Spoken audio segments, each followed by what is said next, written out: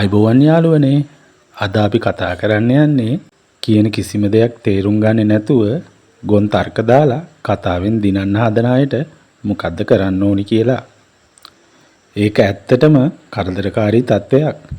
අපි කියන දේ අහන්නේ නැතුව තේරුම් ගන්නෙත් නැතුව Tamanගේ මතයම දිනවන්න හදන අයත් එක්ක කතා කරන එක හරිම වෙහෙසකරයි. ඒ වගේ වෙලාවට ඔයාට කරන්න පුළුවන් දේවල් කිහිපයක් තියෙනවා. මුලින්ම ඉවසීමෙන් යුතුව කරුණු පැහැදිලි කරන්න. මුලින්ම සංසුන්ව ඔයා කියන දේ නැවතත් පැහැදිලිව සරලව කියන්න උත්සාහ කරන්න.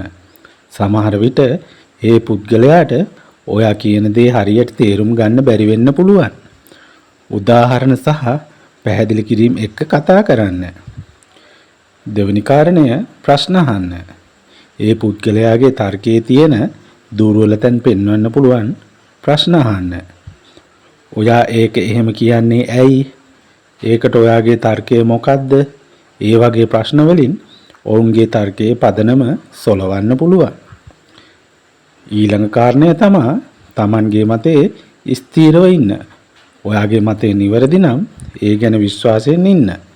අනිත් කෙනාගේ ගොන් තර්කවලට ඔයාගේ මතය වෙනස් කරන්න එපා.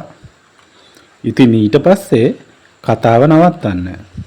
ඒ පුද්ගලයා දිගින් දිගටම තේරුමක් නැති තර්ක ගෙන එනවා නම් ඒ කතාව එතනින්ම නවත්වන එක හොඳම දේ.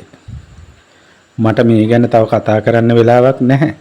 ඒ වගේ දෙයක් කියලා එතනින් ඉවත් වෙන්න. අනික් කාරණය තමයි අවධානය වෙනතකට යොමු කරන්න. කතාව දිගින් දිගටම යනවා නම් මාතෘකාව වෙනස් කරන්න උත්සාහ කරන්න. තවත් කාරණයක් නම් සිනාසෙන්න. සමහර වෙලාවට හාස්‍ය නිසා තත්වය සමනය කරන්න පුළුවන්.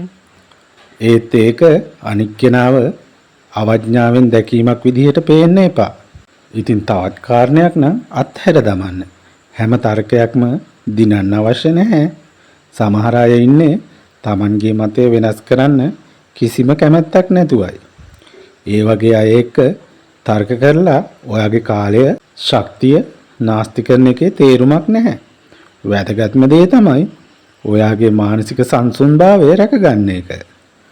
අනිත් අයගේ නොතේරුම්කම නිසා ඔයා කලබල වෙන්න අවශ්‍ය නැහැ. ඔයාගේ අදහස් පැහැදිලිව ප්‍රකාශ කරලා තේරුමක් නැති තර්ක වලින් ඈත් වෙන්න උත්සාහ කරන්න. ඉතින් ඒ වගේ අවස්ථාවකට ඔයාපත් වුණොත් මේ වගේ දෙයක් කරලා බලන්න. එහෙනම් ගිහිල්ලා එන්නම්.